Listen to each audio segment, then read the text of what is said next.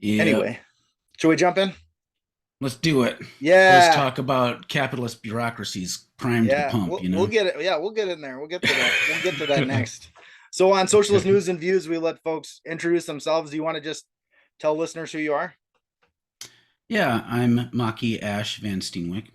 I do a handful of things. The kind of the big thing people know me for these days is I direct the Center for Prophetic Imagination.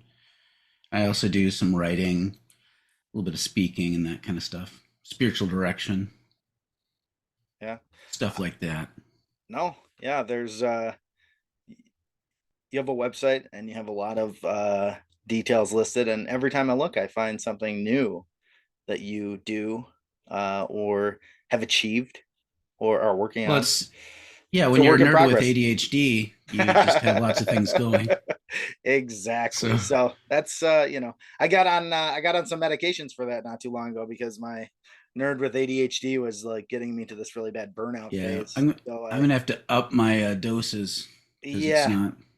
Yeah, I'm trying to decide where I'm at with my doses. I felt like I was a little bit over to start with, but now it's kind of like Yeah, it's too much at waning down. first, and then yeah, now I have to. I what I need is like a Bane from the DC comic Yeah. books. I need a backpack filled with Adderall that pumps stuff directly into my body so I can like Yeah, roid out when I need to focus. I think they're running short on all that stuff these days, aren't they? So like They they can't are. even give people the Adderall they need because mostly because of stupid DEA regulations that haven't kept pace with the number of people that need things. Anyway, Hmm. so we haven't seen each other in person for a while. So I think the last time I saw you, you were giving a guest sermon at. I was trying to remember what it was. I think it was like Living Table UCC on the Yes, Living Table United subversive Church of Christ. subversive spirit. I did find the actual title of the sermon. I think I don't know if you titled it or they did, but and in that you said I did. Yeah, I thought that might be, but I wasn't 100% sure. They I love alliteration, so yeah. It's perfect. The In the sermon you said I think the kind of the peak of the radicalness or the laying down all the stuff on the people that were there that I don't know, they kind of seemed like a little bit of regular churchy types to me, but that I don't go to church that much, so I can't really assess that. But you said the Holy Spirit is queer, and I think that was Hmm. kind of like the peak of where you were working, and then you said that was in talking about the subversive spirit. Do you want to just talk about that idea, and then anything else from that sermon that you think like fed into what you were thinking sharing at that time? Sure, and it is interesting because the folks there like were clearly very familiar with attending church, so it's not too bad to say that they're churchy, but most of them are older and queer. Yeah. So in some ways, I was speaking to the choir, but I find that a lot of people still relate to their spirituality and religion as sort of a system of morality and kind of Mm, obedience. sure. And I don't really look at it that way. And to me, the spirit, you could there's all the formal ways you could talk about what the spirit is or the Holy Spirit. But for me, I tend to focus on what like our experience. Right. So we don't experience the third member of the Trinity or whatever. What we do is we have moments of clarity where we can make choices that are different than kind of the predetermined script. And so for me, what the spirit is, among other things, at the very least, the spirit queers things. The spirit uh, Right. nurtures deviance from oppression and oppressive systems. And so to me, the spirit is queer or queering. The spirit is subversive. And I would even say, like, if your spirituality isn't subversive, it's not really spirituality, at least the way I tend to define it. Nurtures deviance. I think that's what I was looking for before that I remember from the sermon, and then yeah, obviously the subversive spirit talking about the Mm-hmm. subversive nature. I think all the uh, uh, uh, I would hope all the really good radicals that have some foot in the spiritual space would not see it only as a code of morals and rules or whatever. But it is interesting how many other people then internalize that, even though they know that all these people exist, they then see it as that, which is Well, and strange and like, to me. you know, and just having the idea, like, so, I'm assuming most of the people listening to this, including us, are anti-capitalist, but that Right, doesn't stop us from being anxious all the time because of the way that capitalist messaging kind of just shows up in our bodies. right. So I think people tend to relate to spirituality from the position of obedience to an authority. And, Mm, I'm an anarchist, so I don't like that. But I also think it's not helpful because there's very little discernment in that. You just have to figure out what your order is. And right, to me, if you, from the Christian perspective, if we go like traditional, the spirit shows up anytime in scripture something is about to be like twisted or flipped over. right, But that's true for other spiritual traditions too. And even if you're not spiritual, like, reading uh, different uh, liberation psychologists or different psychoanalysts who care about liberation, they'll talk about subjective experience. And to me, that's kind of spirituality. It's that interior movement and how you show up in the world. And you can be an atheist and kind of function that way and not call it spirituality. That's fine. But that's basically what I'm talking about. How do we perceive possibilities for action that we would otherwise not perceive? Is kind of the nub for me. And it's not just about being clever and reading lots of analysis because there's all right, sorts of nerds who are locked in, right. but they've read all of Marx. Like, it doesn't necessarily translate into your body. No, it's true. And again, yeah, I mean, there's a lot of contradictions between what people think and how they behave and how they act in the world, and Mm-hmm. they're I mean, they're also living, within an ecosystem that again is inhabited by lots of propaganda and messaging and all this stuff. Mm-hmm. um so yeah, you and I first connected, I was coming to when it was the Mennonite Worker, communal meal sharing and a service, Mm-hmm. which included, some time of silence. Um, Mm-hmm. and at that time, my understanding was, and I don't come from a really religious background. My understanding was it was like a Christian anarchist community, um, Mm-hmm. and I think I've read some of your posts recently where you've talked about whether you do or don't, and then I think later that you don't really consider yourself a Christian anymore, and then you just said you consider yourself an anarchist. So that was my next part of, where are you at on in that milieu? Are you, if you don't consider Mm-hmm. yourself a Christian, and I guess you do consider yourself an anarchist, what do you how do you frame your identity politically and spiritually these days? Well, to me, anything like when we're talking about identities or like categories we put ourselves into, to me, they should open up possibilities rather than limit things. It's just kind of a good critique of identity politics in general, Right, that like they're right, supposed to serve something else. Like, you right. can't just say this is my brand now. Um, and so in my relationship with both those words, Christianity and anarchism, like, it it's complicated. So all of my education is in kind of some sort of ministry related field. I'm a scholar of Christian movements and Christian radicalism.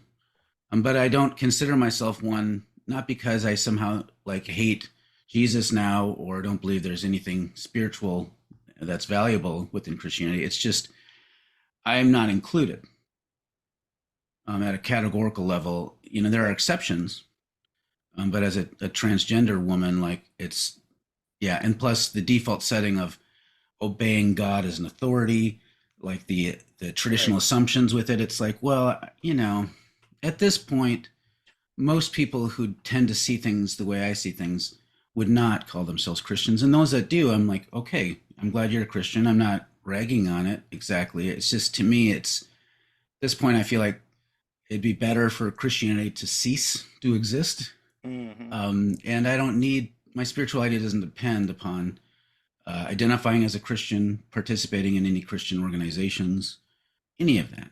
And I want to be a little bit broader in my understanding of how the spirit moves in the world or what the spirit or spirituality is. And so it just doesn't serve me or really help anyone for me just to claim Christianity. um, anymore. Anarchism is like, I'm an anarchist, but like, it's like how everyone hears the word socialist, in our society, and they start thinking about like the worst things that Stalin ever did, Right. and or the Pol Pot or something, right? They just Right. think about the worst things they've heard of, and so you try to explain what socialism is. It's an uphill battle. Anarchism is just, or even more of an uphill battle, Right. because you get all sorts of libertarian right wingers that think they're anarchists, when really anarchism is just kind of a particular anti-authoritarian strand within socialism, but it's Mm, not the only one. right.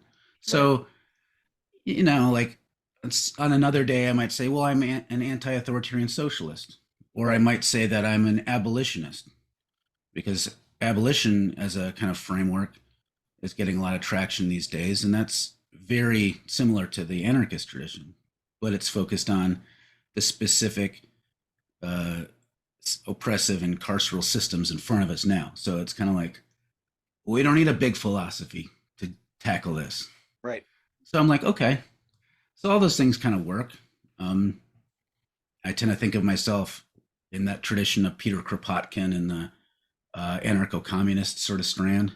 Sure. But that kind of clarification only helps when you're talking about someone who knows who Peter Kropotkin is and what anarcho-communism is, and gets in the Right. way otherwise.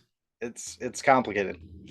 I bet. Mm-hmm. Well, yeah. I mean, Socialist News and Views. This podcast that I do is, it's a very broad use of that term socialism. So yeah, so I Mm-hmm. have a lot of people on that would probably, according to other people that are there, would be from anarchist to some form of liberal, uh, based on their perspective from where they are or what their background is. And I think somebody I don't watch a ton of YouTube content, although I get Mm-hmm. recommended something to watch on YouTube like probably a couple times a day. Mm-hmm. But I don't have time. But I do watch I do watch Richard Wolff on occasion. Yeah, yeah. And Mm-hmm. he's just good because he, kind of like sets things up from that point of like, socialism is not some like, monolithic thing that means one specific thing. It is a whole host of different strains of thought, etc. um Mm-hmm. so uh I was gonna say, I don't know if I ever mentioned this, but when I first connected with the Mennonite Worker, it was right after, because like I said, I didn't really grow up with religion as like a primary thing, although there was, Mm-hmm. did attend a few different churches for different reasons at different times, but mostly that was related to other people around me, I think. But Mm-hmm. I had actually read this book, The Pope's War: Why Ratzinger's Secret Crusade Has Imperiled the Church and How It Can Be Saved, by Matthew Fox, that I had picked up Oh, Matthew somewhere. Fox. Okay. And so it's interesting because two of the things that I specifically remember from that, because I don't remember all the details, was just kind of like discussing the counterposing of like liberation theology in Latin America versus the extreme right wing uh, religious folks that were super tied into like the fascists and the dictators, and just basically were horrible people at every level and did very things that I would not consider to be good or right or in any way. Mm-hmm. And then the other part was that one of the things that specifically mentioned was worth saving was home church, was the phrasing of that. And so, and at that time there was other reasons that I was kind of like, I had kind of been around some um Unitarian Universalist folks, not Mm-hmm. for church, but for like a film group that I was going to. And I found them very like talk shop and liberal. And they like to talk about some participation in the civil rights movement historically, but then anything you talk to them about current things, they didn't seem, at least this particular group did not seem super motivated to actually participate in anything. So that Mm-hmm. was how I came to the Mennonite Worker originally. And the fact that it was with inside of a home or whatever was like, and the part that it was, that it was like more radical, was kind of what appealed to me. And so I had ended up there. But now, the Mennonite Worker was a previous a previous time, a previous era. And you did mention at the beginning, and I didn't have it in my specific questions, but I just wanted to find out. So what's going on? How are things with the for Prophetic Imagination, and what is the trajectory of that entity at this time these days? Yeah. So for those who who are just hearing about the Center for Prophetic Imagination for the first time, that was kind of a project that um, uh, a former community member of the Mennonite Worker, Caspian Jensen, and I started when things were kind of like sunsetting with the Mennonite Worker, which, we did a lot of Catholic worker style hospitality. We owned some, houses and stuff, but like we didn't have a lot of money coming in. And so there's foreclosure and needing to sell and all kinds of stuff. So, so we started focusing on kind of like, that prophetic tradition within Christianity in particular. Like, what does it mean to intentionally cultivate that prophetic kind of posture? And so we started doing kind of more creative things and just trying stuff out, doing different actions. But over time, it's become like, it's a small staff. Like now we have Right, 2 half-time people. right, For a while there, it was just me half-time. So there's only so much you can do. So we started cultivating more, and like once the pandemic hit, we started moving towards what can we do online. right. So I started uh, with a friend at the Minnesota Institute of Contemplation and Healing. We started a spiritual direction training program, which is a loaded term, but basically it's kind of like uh, I meet with people once a month and kind of like listen to them and help them reflect back what they're saying so they can discern like how to move through life. Like Right, it's not like life coaching because I'm not telling people what to do. I'm just helping people kind of focus. right. And I bring a very anti-capitalist sort of lens to that. And so we've been doing this now for in our 3rd year. So every year we take on new students. Increasingly, our students are queer and international. So we're getting a lot of radical. A lot of them are Christians, not all of them, from Africa and parts of Europe and the Philippines, That's awesome. Canada. So that's exciting, and it's poses a challenge because it's like it's not a lot of income like Right, from queer people in right, the quote right, unquote 2/3 world. right, But to me, that's where it's at. So helping people discern for themselves what spirituality is and how they nurture it in a way that's radical. Um, so that's a lot of what my work is these days. And I'm also doing some writing. Hopefully, I'll publish something in the next year. It's been like almost a decade since I've published anything. So yeah. And that's going to bring me on to my yeah. next question, but I just it made me think of the meme when you said you bring kind of an anti-capitalist lens to it. It makes me think of that meme that's like I bring a kind of anti-capitalist vibe to the situation that the Mm-hmm. authoritarians don't like, or something like that. What is there's that I bring a certain vibe to the workplace that so and so doesn't like. I Mm-hmm. don't remember. I can't even keep up with all the memes these days, but I remember that one Yeah, was there's a too few many different memes to really keep iterations. track of.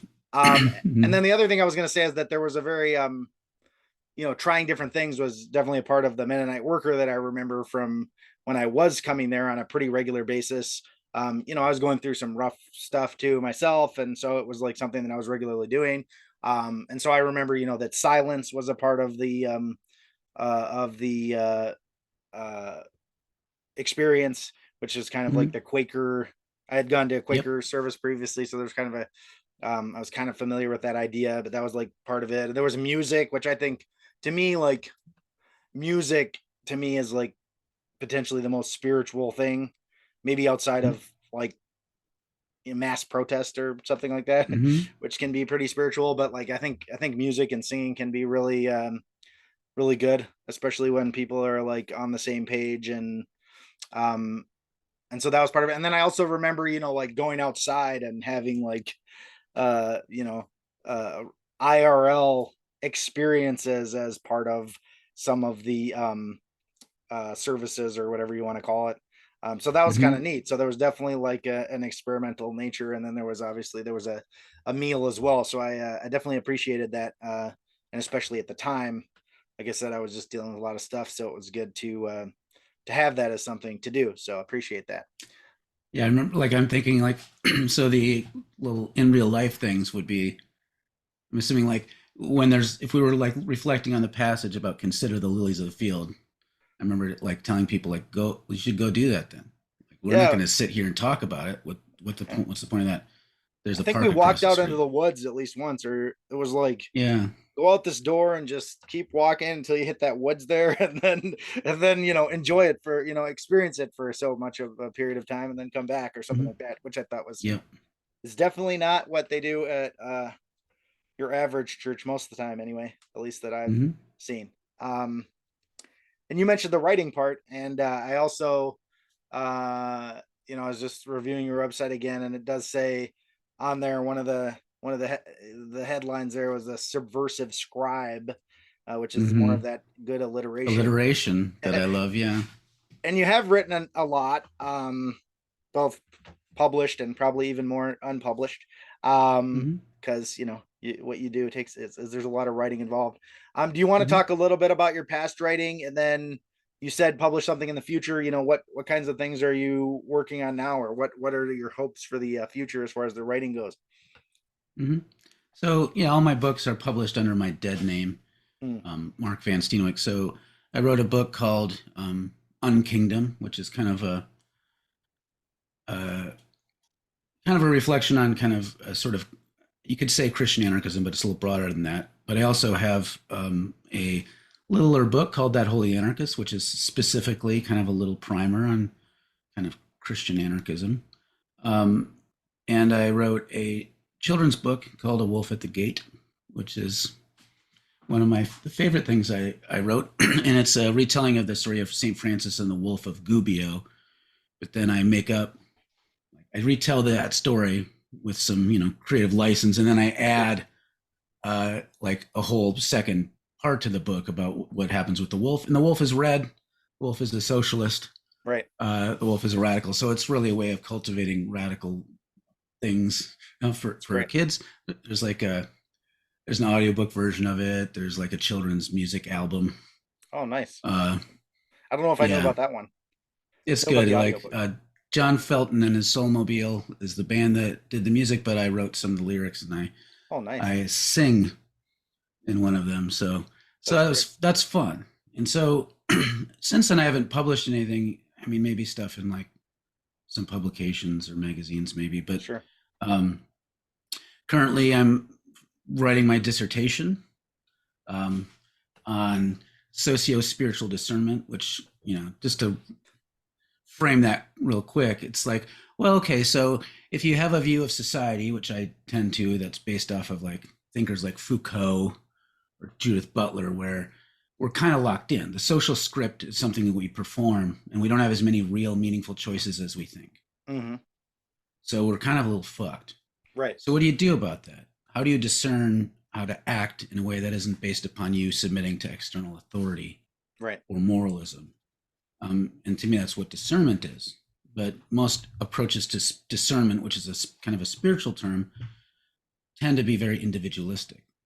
So I'm trying to build a spirituality and a model for how you do socio discernment in a way Right. that is still true to like these liberationist spiritual impulses.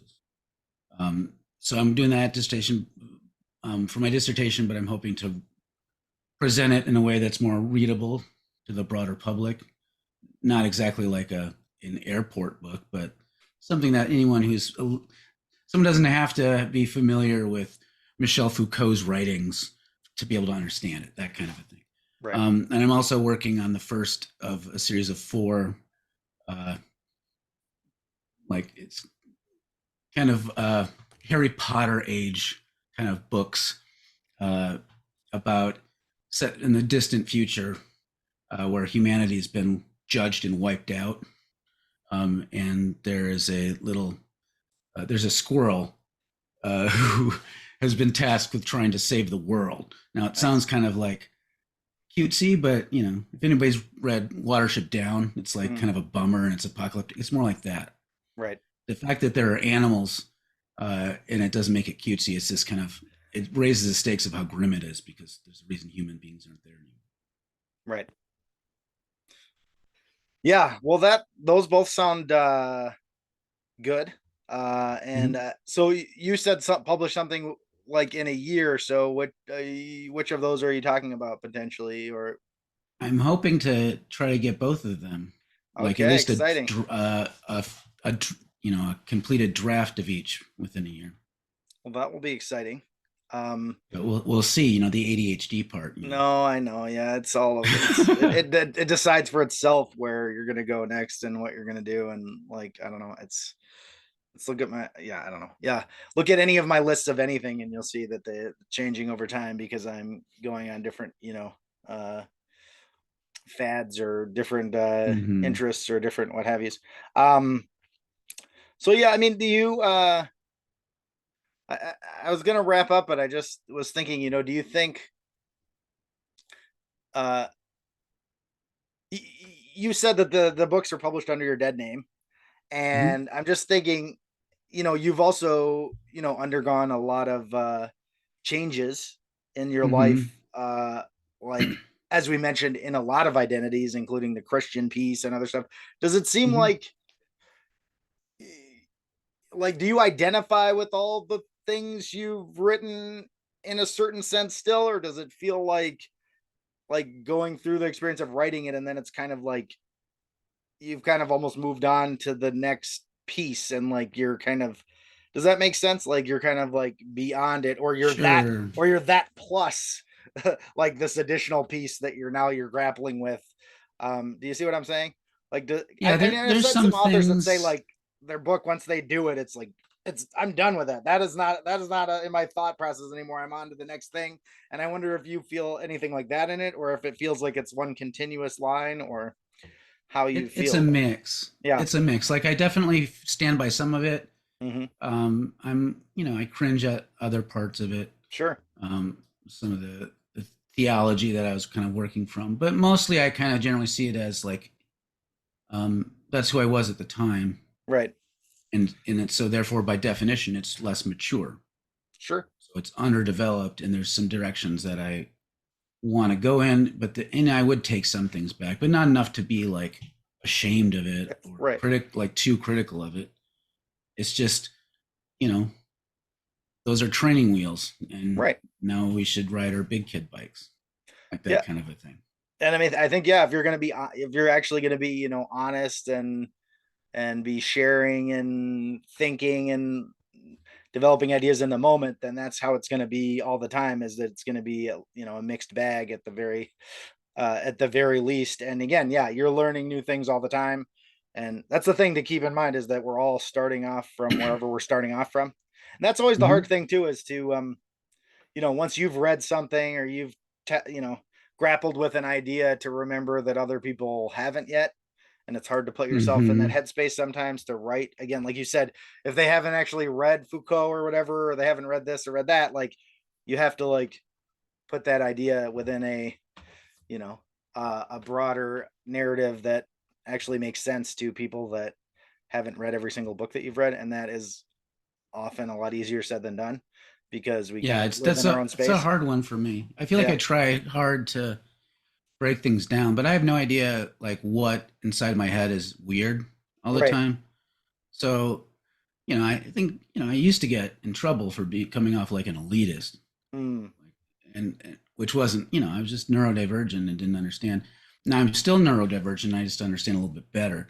So I try, but I'm aware that there's all kinds of things I've put out there that have been um, misunderstood or oversimplified to the point where people don't really understand what I'm saying a lot of the sure. time. And I find out that the hard way after the fact. And that's a bummer to me because I really care about this stuff. So you have to keep working at it. And then also, um, I don't know what it is about me, but like it's hard for me to stay confined by my previous work. So people might think I'm a little flaky because I'm always like hunting that Sure. edge, like I'm discerning moving forward, which is important in how I instinctively live my life. But other people, like they stay in their lane their whole lives, and they're seen and not seen as a virtue. To Right. me, it's not how it works. So if I change my views on something, it doesn't mean I was like didn't hold it strongly before. Right. Just means that I'm beholden to something outside of myself in a way, and that's a good thing. Right. And you never know who's gonna, read something you write necessarily either, or at what Hmm. stage in, their process they're gonna read it. And also everybody's always changing, so they could read it once and think, oh yeah, Hmm. this is like a elitist garbage that's like painting this way. And then later they read Yeah. it and they're like, actually, I was missing everything of what was said in here, and this is actually really saying something quite different than the way that I interpreted it the first time. So it's like, you just Hmm. people, at different times, like you said, you gain some maturity, insight, perspective, whatever, all of the above.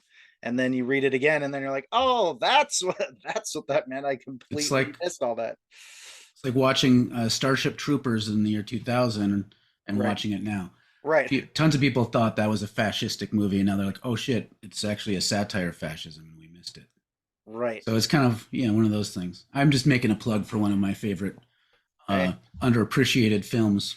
I like that film quite well as well. So, well, I Yeah. really appreciate you speaking with me, Ash. Is there anything else you want to share about subversive spirit or writing or anything else before you go? Otherwise, I feel like we covered a lot of good ground. And No, I think that that's kind of it for now. And I'm absolutely, sure next, if we do yeah. this again sometime, there'll be other things I'd like to talk about. But this We was good. should, especially if something gets published, or a version gets published. That would be a perfect time Hmm. to discuss that. I like to read this stuff first. It's definitely my preference, but then it takes a little longer to actually get the interview Hmm. done, because I can't just sit down and read straight through it in a few days. So, well, I really appreciate your time, and I will be putting this out. I don't know exactly when, but hopefully relatively soon. Yep. Not even the DMV could stop us. I know. All right.